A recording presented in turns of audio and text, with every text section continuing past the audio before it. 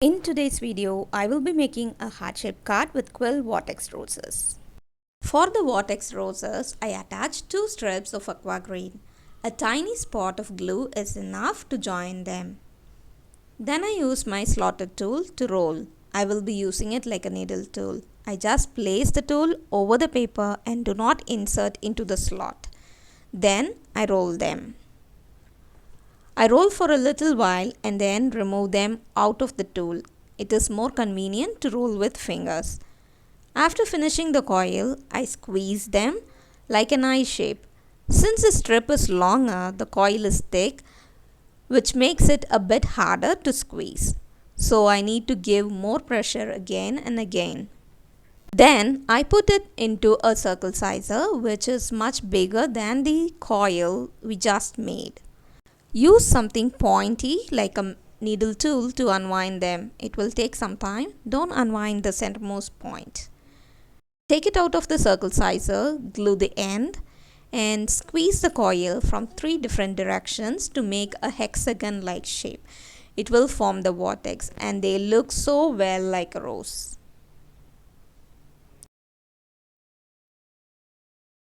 This is another one in pink and this small one is made from a single strip. For the card, I use a A4 size 300 GSM cardstock. I use the embossing head side of my quilling tool to score the card into half. Score it few times so it is easy to handle as this cardstock is more thicker than regular cardstock. Fold it and crease it again few times to make the card. Now I take a heart-shaped pattern, take it near the folded end of the card and mark the outline. Make sure you have enough folded space to use it as a functional card. Cut the open end of the card along the heart outline. I use the remaining part of the card to draw another heart. The joining part of both the cards are different, but that's okay. I take another cardstock and cut the same heart pattern. I draw some continuous scallop shapes around and cut them. You can also use some pattern scissors to cut around. Use foam tapes to stick to the heart to the card base that we made. For today's card, I will be using the scallop heart card. Using foam tapes, add dimension to the card. I then draw some broken lines along the scallop heart to finish the card base. Now again to the quilling part. For the leaves, I use dark olive and light olive quilling strips. I take half strip of paper and I use 15 size circle to make loose coils.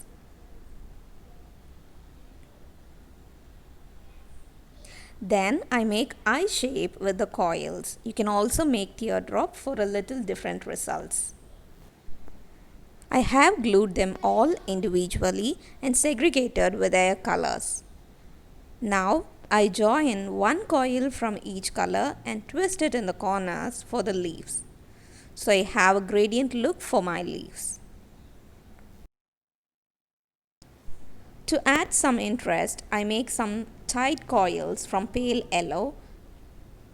I tear a full strip into smaller pieces. Each piece has different lengths as I need to have them in different size tight coils. Using slotted tool, I make the tight coils and glue them. I grab the heart-shaped card and the elements to glue them. To add these elements to the card, I first arrange it and check how it goes. When I am happy with the arrangement, I glue them. If you would like to know how to make a regular quilling vortex coil, I have a step-by-step tutorial for it. Do check it out.